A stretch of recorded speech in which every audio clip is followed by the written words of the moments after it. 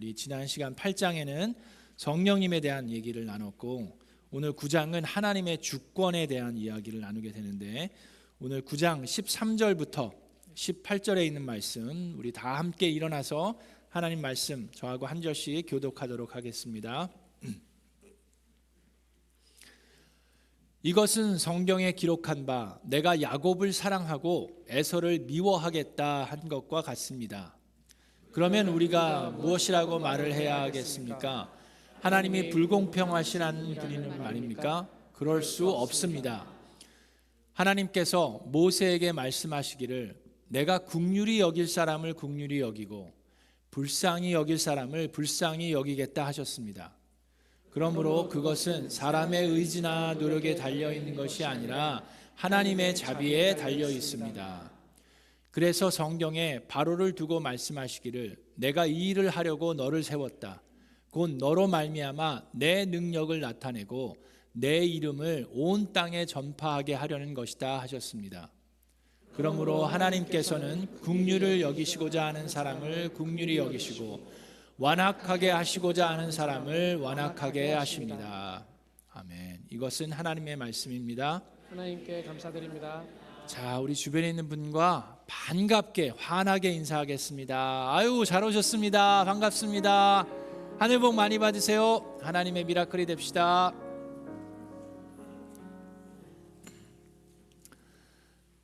아까 제 시간에 오신 분들은 사진을 보셔서 아시겠지만 어저께 멕시코 선교를 잘 다녀왔습니다. 1일 선교 여기 티juana에 잘 다녀왔는데 7분과 함께 가서 우리 강사무의 선교사님이라고 우리 침례 교단에 또 가정교회를 하시는 목사님이 계신데 티juana에서 참사랑 교회를 하고 계십니다. 거기 교회도 이제 올해가 10주년이 됐다고 해요. 근데 그 교회 가서 교회 성도님들도 만나고 또 감사하게 지금 현재는 교회 건물이 있는 교회가 아닙니다. 그래서 빌려서 하고 있는데 빌려서 한다는 그 예배실이 저희 교회 이렇게 본당도 뭐 물이 새고 그러긴 하지만 이렇게 본당 같은 데가 아니라 이 건물 외벽하고 담이 있잖아요. 그 외벽하고 담 사이에 지붕을 그냥 얹혀놓고 거기서 예배를 드리고 있는 교회예요. 그리고 이 주차장이 없기 때문에 차들이 많이 될 수가 없기 때문에 성도님들이 또 먼데 계신 분들은 운전해서 올 수도 없는 상황인데 그럼에도 불구하고 10주년이 된 교회입니다. 그래서 거기 성도님들을 만나 뵙고 함께 또 하나님께서 은혜를 주셔서 거기 땅을 구매하고 있는 과정에 있어요. 그래서 그 땅에 가서 땅 밟기 기도도 같이 하면서 성도님들과 같이 기도하고 격려하고 또 이렇게 전단지도 나눠주는 그런 시간을 가지고 안전하게 잘 돌아올 수 있었습니다. 우리 교회도 52년 전에 우리 원로 목사님과 성도님들이 바로 그걸 한 거예요. 이 자리에서 땅 밟기 기도하면서 그렇게 하나님께서 은혜를 주셔서 오늘 저와 여러분들이 그 은혜와 축복을 받고 있는 겁니다. 자, 그런데 우리가 이렇게 선교를 가게 되면 좀 드는 생각이 좀 있을 때가 있어요. 뭐 아프리카 선교도 그렇고 멕시코 선교도 그렇고 어느 나라에 가면은 참 여기는 어렵게 산다라고 생각하는 그런 곳이 있을 때가 있습니다. 우리가 뭐 금수저 흙수저 그런 얘기 하잖아요, 사람들이. 그래서 어떤 사람은 뭐 별로 이렇게 열심히 일하는 것도 아닌데 그냥 편하게 좋은 환경에서 태어나서 그렇게 사는 사람도 있는가 하면 어떤 사람은 정말 태어날 때부터 열악한 환경에서 그런 나라에서 그런 환경에서 살기 때문에 어렵게 사는 사람들이 있습니다. 근데 그런 걸 보면 하나님은 참 불공평하시다 뭐 그런 생각이 들 때가 있을 수도 있어요. 나라나 민족만 보는 게 아니라 개인적인 인간들을 봐도 어떤 사람은 잘생겼고 어떤 사람은 정말 예쁘고 그런데 예쁘기만 한 게 아니라 노래도 잘해요. 노래만 잘하는 게 아니라 공부도 잘해요. 공부만 잘하는 게 아니라 마음씨도 좋아요. 오늘은 웬일로 우리 목사님이 내 얘기를 하시나 뭐 그런 분들이 참 많이 있는 것 같아요. 그런데 여러분 맞습니다. 여러분 얘기하는 거예요. 지금 여러분 얘기하는 거예요. 그런 사람들을 보면은 참 하나님은 불공평하시다 그렇게 느끼는 사람이 있을 수가 있어요. 근데 오늘 이 본문 말씀에서 로마서 9장에서 하나님께서 하시는 말씀이 구원에 있어서도 하나님께서 선택하시는 것에 있어서 절대적으로 하나님의 주권 가운데 선택하신다라는 얘기를 하시는 거예요. 그 많은 나라와 민족들이 있었는데 하나님께서 딱 하나 이스라엘 백성들을 선택하셨고 그들에게 하나님의 백성이라는 특권을 주셨고 하나님께서 그 백성들에게 언약, 약속의 말씀을 주셨다라는 얘기예요.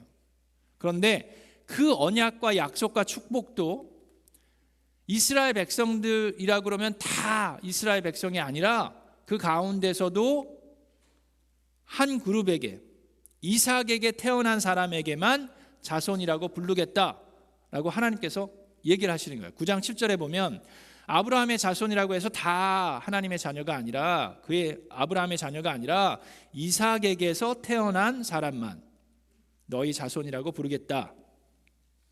자, 이것은 육신의 자녀가 하나님의 자녀가 되는 게 아니라 약속의 자녀가 참 자손이라는 여겨지는 거다. 그런 식으로 쭉 얘기를 하시면서 자, 사라에게도 얘기를 하고 리브가 얘기도 합니다. 자, 리브가에게 쌍둥이가 태어나는데 그들이 태어나기도 전에 11절에 보니까 무슨 선이나 악한 행동을 한 게 아니잖아요. 태어나기도 전이니까. 쌍둥이가 이 태중에 있을 때에도 택하심이라는 원리를 따라서 세우신 하나님의 계획이 살아있게 하시려고 이러한 일이 사람의 행위에 근거한 게 아니라 전적으로 부르신 분 하나님께 달려있음을 나타내시려고 하나님께서 리브가에게 말씀하시기를 형이 동생을 섬길 것이다 하셨습니다. 이게 무슨 얘기입니까? 이것은 성경에 기록한 바 내가 야곱을 사랑하고 에서를 미워하겠다라고 한 것과 같습니다. 하나님께서 택하셨다라는 거예요. 선택하셨다라는 거예요. 쌍둥이가 있는데 동생이 형을 섬기는 게 아니라 형이 동생을 섬기게 하겠다라고 하나님께서 선택하셨다라는 얘기입니다. 근데 여기서 좀 스트롱한 단어를 쓰시죠. 사랑과 hate, love와 hate를 쓰세요. 사랑과 미워함 얘기를 하시는데 여기서 미워함이라는 얘기가 하나님께서 에서를 향한 하나님의 감정이 정말 이렇게 미운 감정을 갖고 계시다 그 얘기가 아니에요. 지금 여기서 하시는 말씀은 하나님께서의 주권을 강조하고 있는 겁니다. 성경 말씀에 보면 하나님께서 이 사랑과 헤이시라는 단어를 어떻게 사용하시는지를 들여다보면 이해할 수 있어요. 자, 누가복음에도 예수님께서 말씀하십니다. 누가복음 16장 26절에 너희들이 나를 따라오고 싶어 한다고 그러는데 나를 따라오려면은 자기 아버지나 어머니나 아내나 자식이나 형제나 자매뿐만 아니라 심지어 자기 자신의 목숨까지도 어떻게 해야 된다고요? 미워하지 않으면 내 제자가 될 수 없다. 여기서 그럼 하나님께서 예수님이 지금 하시는 얘기가 이 미워하지 않으면이라는 게 우리가 부모를 미워하고 형제 자매를 미워하는 그런 우리의 감정을 가져야만 된다 그 얘기가 아니에요. 지금 여기서 예수님이 하시는 말씀은 나를 따라오는 것을 선택하고 결정하려면 그만큼 모든 것을 다 내려놓고 나에게 집중해야 된다는 강조하시는 거예요. 비교하시면서 마찬가지로 야곱을 사랑하고 이서는 사랑하지 않겠다, 미워하겠다라는 단어는 그 미움이라는 게 감정을 얘기하시는 게 아니에요. 하나님의 선택권, 주권을 이야기하시는 겁니다. 자, 그러면 우리는 왜 하나님이 야곱을 선택하시고 에서는 선택하시지 않았는가? 라는 생각을 하면서 어떻게 얘기합니까? 참 하나님은 불공평하시지 않나? 라고 생각합니다. 그런데 하나님 오늘 주신 말씀은 9장 14절에 자, 그러면 우리가 뭐라고 말을 해야 합니까? 하나님이 불공평하신 분 아닙니까? 라는 말을 할 수 있습니까? 라고 했을 때 어떻게 얘기해요? 그럴 수 없습니다 라고 얘기하면서 15절에 하나님께서 모세에게 말씀하시기를 내가 긍휼히 여길 사람을 긍휼히 여기고 불쌍히 여길 사람을 불쌍히 여기겠다 하셨습니다. 이런 말씀들이 우리에게는 무척이나 좀 불편할 수 있습니다. 근데 9장에서 하시는 말씀의 핵심은 뭐예요? 토기장의 비유를 드시죠. 바로 그 뒤에. 그러면서 토기장이가 흙 한 덩이를 가지고 두 가지의 그릇을 만드는데 하나는 귀한 데 쓸 그릇으로 만들고 하나는 천한 데 쓸 그릇으로 만든다 했을 때 그 토기장에게 우리가 불평하고 불만을 토해낼 수 있느냐? 그럴 수 없다라고 얘기합니다. 흙을 가지고 무엇을 만드는 것은 토기장이가 결정하는 것이고 전적으로 그거는 토기장의 마음이다라고 얘기를 하세요. 자, 그러면서 15절부터 18절에 모세와 바로의 예를 드시는데 그것에 대해서도 이렇게 말씀하십니다. 하나님께서는 긍휼히 여기시고자 하는 사람을 긍휼히 여기시고 완악하게 하시고자 하는 사람을 완악하게 하십니다. 자, 모세와 바로가 어떤 사람이었어요? 모세는 어떤 사람이었습니까? 살인자였어요. 살인자. 사람을 죽인 사람인데 그럼에도 불구하고 하나님께서 모세를 긍휼히 여기셔서 그를 선택하셨어요. 은혜를 주셨어요. 근데 바로는 어떤 사람입니까? 왕의 왕. 왕임에도 불구하고 그의 마음을 하나님께서 완악하게 하셔서 이스라엘 백성들을 그대로 노예로 삼게 하셨는데 하나님의 능력을 보여주셔서 풀어나게 하신 다음에도 다시 바로의 마음을 완악하게 하셔서 다시금 군사를 보내서 이스라엘 백성들을 잡아오게 하려고 했던 것. 자, 그것이 하나님께서 주권적으로 행하신 일이다라는 걸 얘기하고 있어요. 자, 그래서 구원에 있어서 많은 사람들이 이것에 대해서 좀 불편해할 수 있습니다. 지난 시간에 로마서 8장에 있어서는 성령의 역사에 있어서 올바로 이해하는 게 필요하다고 그랬어요. 정죄함이 없다라는 게 어떤 건지. 오늘은 하나님의 주권에 대해서도 올바로 이해하는 게 필요합니다. 그럼 전에 제가 새벽기도 때인가 이렇게 얘기했던 적이 있는데 캘빈이라고 들어보셨죠? 캘빈도 있고 아르미니안 그런 게 있습니다. 이게 신학적인 신학자들의 이름인데 캘빈은 프랑스 사람이었고 이 아르미니안은 그 사람을 본딴 거는 네덜란드 신학자였는데 의견이 좀 달라요. 뭐 5가지의 포인트가 있습니다. 그래서 신학생들이 이렇게 물어보는 게 당신은 뭐 5-point Calvinist입니까? 뭐 4-point Calvinist 뭐 그런 얘기도 하고 막 그러는데 뭐 그렇게 어려운 얘기를 할 필요는 없고 자, 칼빈이 하는 얘기는 뭐냐면 하나님의 주권을 강조합니다. 쉽게 얘기해서 칼빈주의자들은 하나님의 절대적인 주권을 무척이나 강조해요. 근데 아르미니아는 인간의 자유의지, 인간의 책임을 중요시하고 그거를 강조합니다. 자, 그럼 누가 맞습니까? 그래서 지금까지도 그거에 대한 토론이 있고 분쟁이 있고 갈등이 있어요. 자, 그래서 우리는 이 신학자들의 교리를 보는 게 아니라 항상 하나님의 말씀으로 돌아가야 돼요. 교리는 누가 만든다고 그랬어요? 교리는 인간들이 말씀을 가지고 만들어내는데 그래서 교리는 변화되기도 하고 시간이 흐르면서 바뀌어요. 그런데 절대적인 하나님의 말씀, 이 진리는 변함이 없다라고 얘기했습니다.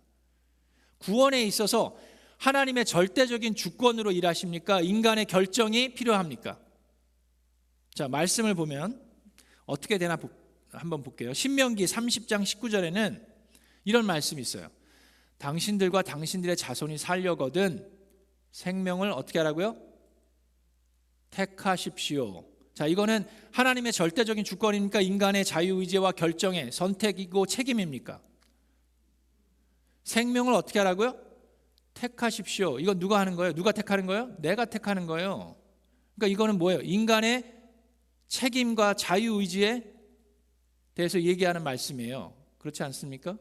뭐 구약뿐만 아니라 신약에도 있어요. 신약에도 사도행전 16장 31절에 보면 다 함께 읽겠습니다. 시작. 주 예수를 믿으라. 그리하면 너와 내 집이 구원을 얻으리라. 이 조건이 붙는 것 같아요. 믿으라. 그 믿는 건 누가 하는 거예요? 내가 하는 거예요. 내가 주님을 믿으면 구원을 얻는다라고 얘기를 하셨어요. 자, 그런데 요한복음 6장 44절에는 또 이런 말씀이 있습니다. 나를 보내신 아버지께서 이끌어주지 아니하시면 아무도, 지금 예수님이 하시는 말씀이에요. 내게 올 수가 없다. 자, 그럼 이 말씀은 뭐예요? 이거는 자유의지 결정권, 이 나의 책임, 자유의지에 대한 얘기입니까? 하나님의 주권에 대한 얘기입니까? 하나님의 주권에 대한 얘기. 하나님께서 이끌어주지 않으면 아무도 예수님을 따라올 수 없다라는 얘기를 하고 있어요. 오늘 아까 읽은 로마서 9장 15절에도 하나님께서 모세에게 말씀하시기를 내가 긍휼히 여길 사람을 긍휼히 여기고 아까 18절에는 완악하게 하시고자 하는 사람을 완악하게 하신다 그랬는데 이건 누가 하는 거예요? 하나님의 절대적인 주권에 대해서 얘기하고 있어요. 자, 그래서 이런 말씀들이 우리를 무척이나 혼란스럽게 만들 수도 있어요. 그래서 자꾸 신학적으로 교리를 들여다보면 혼란스러울 수도 있습니다. 근데 성경 전체를 봐도 그런 내용들이 여기저기 들어가 있어요. 하나님께서 이스라엘 백성에게 자, 사무엘기상 15장에는 사울 왕을에게 하나님께서 명령하세요. 사무엘기상 15장 3절에 너는 아말렉 이 악한 족속, 하나님을 두려워하지 않고 이 악한 족속에 가서 그들에게 딸린 모든 것을 다 전멸시켜라. 사정을 보아 주어서는 안 된다. 남자와 여자와 어린아이와 젖먹이와 소떼와 양떼, 낙타와 나귀 등 모든 걸 가릴 것 없이 뭐 어떻게 하라고요? 죽여라라고 얘기하셨어요. 무척이나 차갑게 이 악함에 대한 심판과 공의에 대해서 확실하게 얘기를 하시는가 반면에, 그런 반면에 요나에게는 어떻게 하셨어요? 니느웨에 가서, 이 니느웨 사람들도 무척이나 악한 사람들이, 하나님을 경외하기는커녕 아주 악한 행동을 많이 했던, 특히 하나님의 백성에게 악한 행동을 했던 그 민족인데 요나를 보내셔서 구원의 말씀, 복음의 말씀을 전하게 하세요. 그로해서 그들로 하여금 회개할 수 있는 기회를 주시고, 그들이 회개했을 때 그의 심판, 하나님의 그 놀라운 심판을 딜레이 하십니다. 왜 그들을 용서하셔 주시는지 우리의 입장에서 좀 헷갈릴 수 있어요. 한쪽으로 보면 하나님의 정의를 중요시하는 것 같고, 다른 한쪽으로 보면 하나님의 자비하심을 중요시하는 것 같고, 어떻게 받아들이고 어떻게 믿어야 됩니까? 로마서 9장에 있는 말씀을 통해서 오늘 저와 여러분이 한 가지 확실하게 알아야 하는 게 있습니다. 저나 여러분은 하나님이 아닙니다. 아멘. 우리는 피조물이에요. 피조물은 창조주를 완벽하게 완전하게 다 이해할 수 없습니다. 믿으십니까? 하나님이 알려주신 것만 이해하는 것도 우리는 벅차요. 자, 그래서 제가 오늘 이 주사위를 가지고 왔습니다. 여러분 수학 시간에 1차원, 2차원, 3차원, 4차원, 5차원 그런 거 들어보셨죠? 자, 우리는 3차원까지 이해할 수 있어요. 자, 근데 이거 주사위를 왜 갖고 왔냐? 이렇게 보면, 자, 이게 좀 큰 게 있으면 좀 도움이 될 텐데, 저는 주사위를 지금 보고 있는데 2차원적인 입장에서, 저나 여러분이 2차원적인 입장에서 주사위를 바라본다 그러면 주사위는 동그란 점이 몇 개 있냐 하면 하나 있습니다. 여러분은 몇 개로 보이세요? 6개가 있네요. 여러분한테는. 그러니까 저는 하나라니까요. 근데 여러분은 6개라고 얘기를 해요. 그죠? 그거밖에 안 보이니까. 그런데 요거를 조금 이렇게 틀면은 두 숫자가 보입니다. 하나가 보이고 5개가 보여요. 여러분은 몇 개가 보입니까? 6개랑 2개가 보이세요? 그렇게 보이네. 근데 또 신기한 게 요거를 조금만 이렇게 틀면은, 그러면 저는 하나, 4개, 5개가 보입니다. 보이세요? 여러분 몇 개가 보여요? 아니요, 하나, 4개, 5개라니까. 아이씨, 눈이 잘 안 보이시나? 이제 돋보기 주사위는 하나, 4개, 5개예요. 이렇게 보니까 이상한 소리를 하시네 지금. 여러분, 어떤 것에 있어서는, 어떤 것은 분명히 옳고 그른 게 있습니다. 아멘.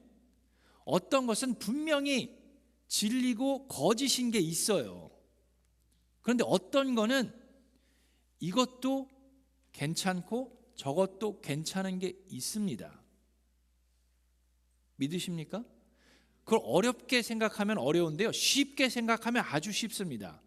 부모로서 자녀를 양육할 때 그렇게 하고 있어요. 우리가 자녀를 양육할 때 어떤 거는 그래, 그것도 괜찮아, 그래, 이것도 괜찮아 하는 게 있어요.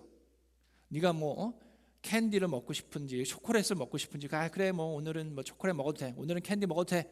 그런데 절대로 안 되는 것들이 있어요. 애들이 마약을 하려고 그러는지, 그럼 절대로 안 됩니다. 그런 것들이 있어요, 없어요? 마찬가지예요. 하나님에 있어서도 우리가 이해할 수 있는 게 있어요. 그리고 하나님께서 절대적으로 진리로 주신 게 있어요. 그런가 하면 우리가 잘 이해하지 못하는 것들이 있습니다. 자, 다시 한번 정리해서 얘기합니다. 구원받는 것에 있어서 구원은 전적인 하나님의 은혜입니다.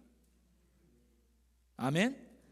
여러분이 뭘 잘해서가 아니에요. 여러분들의 행위나 행동 때문에 착하고 잘한 사람들은 구원을 받고 악하고 못된 사람들은 구원을 안 주고가 아니에요. 전적으로 착한 사람이든 아니든 누구든 간에 우리가 구원을 받을 수 있는 건 전적인 하나님의 은혜입니다.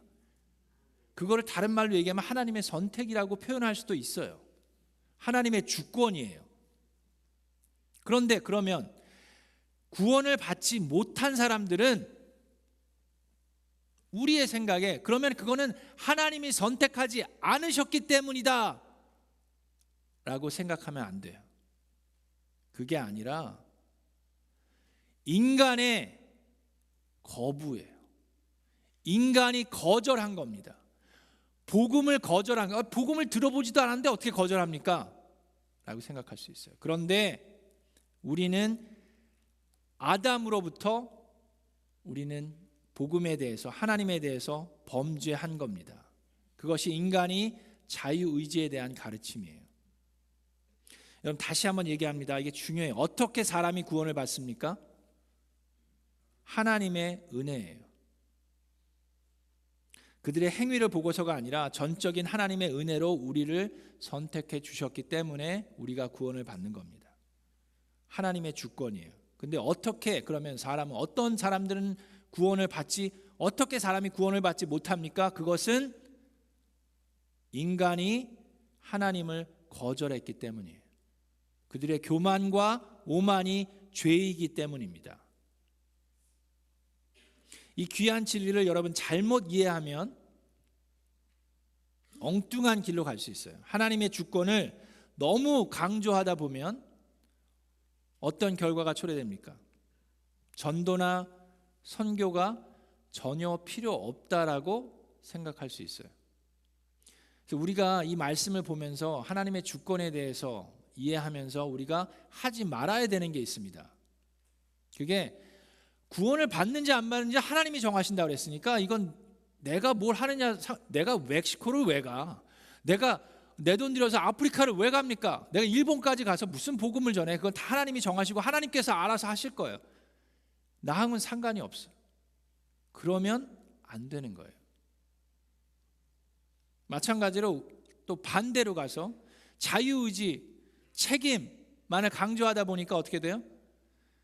이 구원이라는 것도 내가 거부할 수도 있지만 또 내가 버릴 수도 있다. 구원을 받았다고 해서 내가 또 내 자유의지를 가지고 구원을 이미 나는 받았음에도 불구하고 내가 버릴 수도 있다.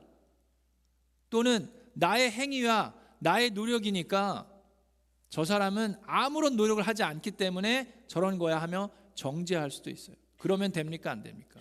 그러면 안 돼요. 자, 그러면 여기서 이제 중요한 게 있는데 우리가 집중해야 되는 건 뭐예요? 우리가 집중해야 되는 건 나를 향한 하나님의 뜻이 무엇인가요?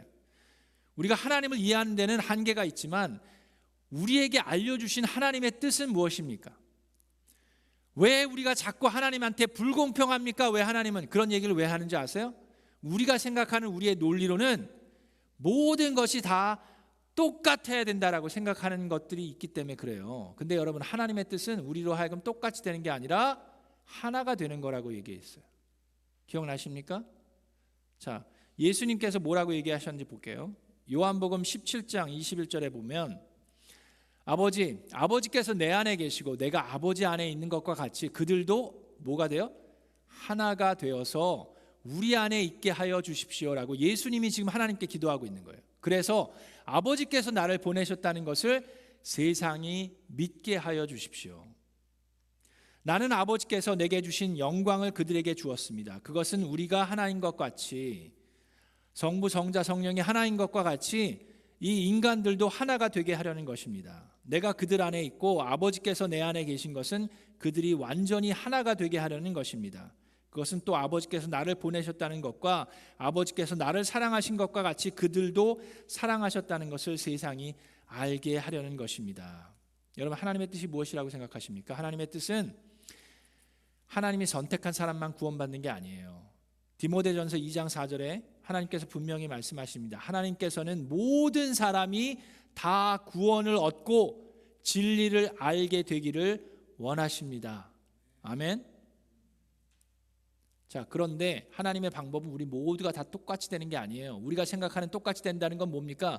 모든 사람이 똑같이 일하고 똑같이 벌고 똑같은 집에 살고 똑같이 사는 거예요. 그래야 공평하다고 생각합니다. 그게 공산주의예요. 근데 하나님의 방법은 우리가 각자 달라요. 그럼에도 불구하고 하나님이 원하는 건 똑같이 되는 게 아니라 하나가 되는 거예요. 하나가 된다는 건 똑같이 된다는 게 아닙니다. 하나가 된다는 건 서로 달라요. 그래서 몸에 대해서 비유합니다. 몸은 각각 다른 지체가 있죠. 손이 있고 발이 있고 눈이 있고 코가 있어요. 각자 다른 역할을 합니다. 각자 달라요. 어떤 거는 계속 맛있는 걸 먹기만 하지만 어떤 건 지저분한 걸 내보내야만 하는 게 있어요. 그게 몸이에요. 근데 그 몸이 하나가 되는 거예요. 그럴 때 우리가 하나님의 뜻을 잘 섬길 수가 있습니다. 우리가 해야 되는 거는 내가 마치 하나님인 것처럼 하나님께 불평과 불만을 토해내면서 하나님 왜 이렇게 합니까? 왜 저렇게 합니까? 우리가 매주 주일 아침마다 시편 100편을 보면서 하는 게 뭐예요? 주가 하나님이심을 알아라 라고 얘기하는 거예요. 여러분, 하나님을 진심으로 신뢰하면 하나님의 선택에 대해서 우리가 불평이나 불만을 토해내지 않습니다. 하나님을 신뢰하기 때문에 하나님의 주권에 대해서 하나님을 정말로 신뢰하면 우리가 하는 건 뭔지 아세요? 하나님의 말씀에 그대로 순종하는 거예요. 나의 책임을 다하는 겁니다. 하나님께서는 아까 말씀했지만 모든 사람이 구원을 얻고 진리를 깨닫게 되기를 원하십니다. 그리고 그 방법을 저와 여러분을 통해서 원하세요. 그래서 하나님께서는 땅 끝까지 가서 내 증인이 되라고 그랬어요. 내 복음을 전하고 말씀을 전해서 제자를 만들라고. 그래서 우리가 멕시코를 가는 거고 일본을 가는 거고 아프리카까지 가는 거예요. 뿐만 아니라 우리 주변에 있는 분들에게도 복음을 나누는 겁니다. 우리 사랑하는 미라클랜드 성도 여러분, 오늘 주신 말씀 생각하면서 우리가 찬양을 할 텐데 이 찬양이 하나님의 부르심에는 결코 후회하심이 없네라는 찬양입니다. 그러면서 내가 이 자리에 선 것도